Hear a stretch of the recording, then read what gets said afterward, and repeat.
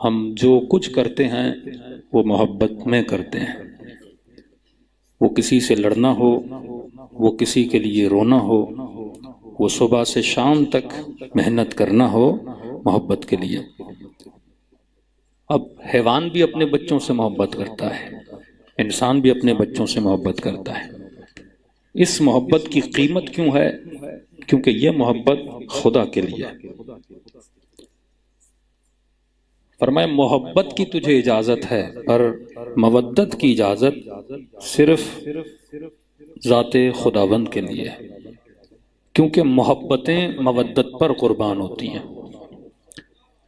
اگر تم نے کسی اور چیز کو کسی پر قربان کیا تو دائرۂ عبدیت سے نکل جاتا ہے. اب خلقت کا مقصد یہ تھا کہ انسان عبد بنے. وما خلقت الجن والانس الا لیعبدون. یہ اتنی بڑی کائنات جو خدا نے بنائی، اتنا بڑا سسٹم جو پروردگار عالم نے کریٹ کیا، صرف اس کے لیے کہ ہم کیا بنیں؟ عبد بنیں. اب عبدیت تک ہمیں پہنچائے گا کون؟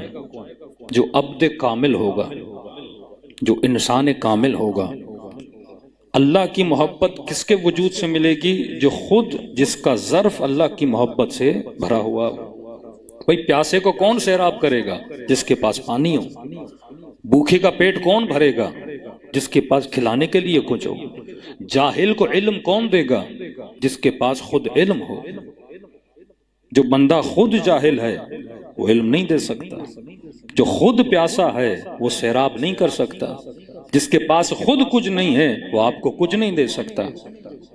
تو یہ وہ شخصیات تھیں جن کے لیے پروردگار عالم نے کہا کہ حبیب کہہ دیجئے ہمیں اجر نہیں چاہیے، بس اگر چاہیے تو مودت فی القربہ چاہیے.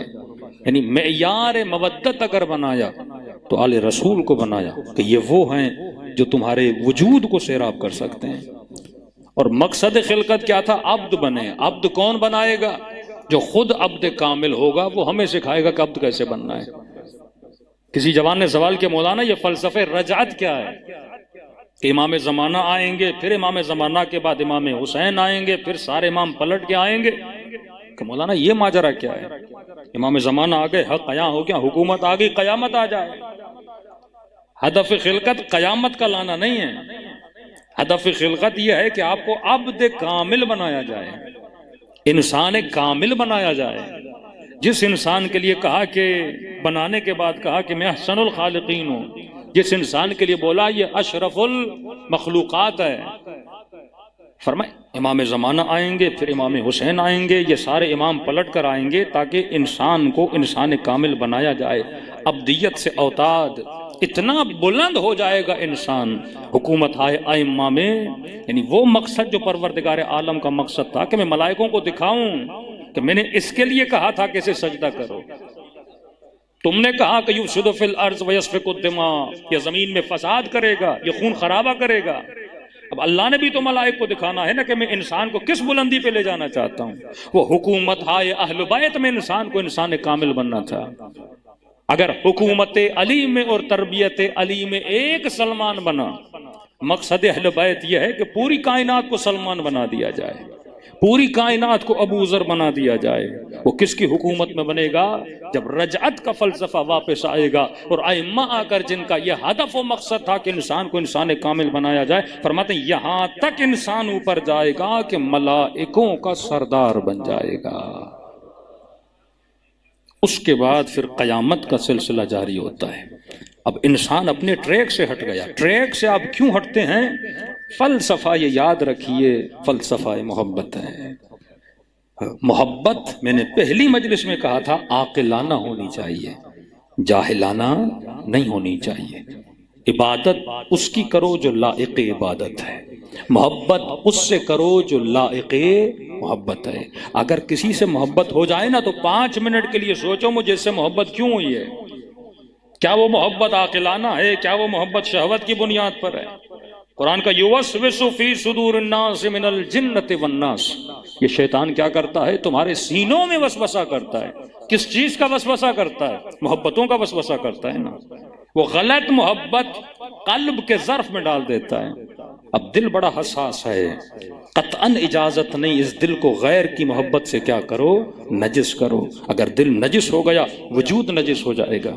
اب ہوتا کیا ہے، بارہا کہتا ہوں، مثلاً کسی جوان کسی مجازی عشق میں مبتلا ہو گیا، اب اس عشق کی خاطر باپ کی نافرمانی، اس عشق کی خاطر ماں سے لڑائی، اس عشق کی خاطر معاشرے کا مقابلہ کرتا ہے، جو چیز معاشرے میں بری مانی جاتی ہے وہ بھی کرنے پر تیار ہو جاتا ہے۔ کس کی خاطر؟ اس محبت کی خاطر۔ مطلب اس نے محبت کے درجے پہ اس محبت کو نہیں لایا، مقام مودت دیا ہے۔ اور کربلا کے میدان میں آؤ، ایسا نہیں کہ صرف آپ اپنے بچوں سے محبت کرتے ہیں، مولا حسین بھی علی اکبر سے محبت کرتے تھے۔ اللہ محبت کا دشمن نہیں ہے، اللہ قطعاً نہیں بولتا کہ کسی سے محبت نہ کرو، کہ اولاد سے محبت کرو، بیوی سے محبت کرو، بہنوں سے محبت کرو، رشتہ داروں سے محبت کرو، یہ بھی نہیں کہ مال سے محبت نہ کرو۔ محبت نہیں ہوگی تو بندہ کمانے کیسے جائے گا؟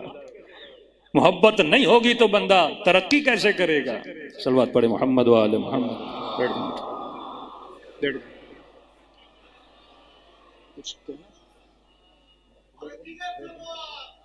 اللہم صلی علی محمد۔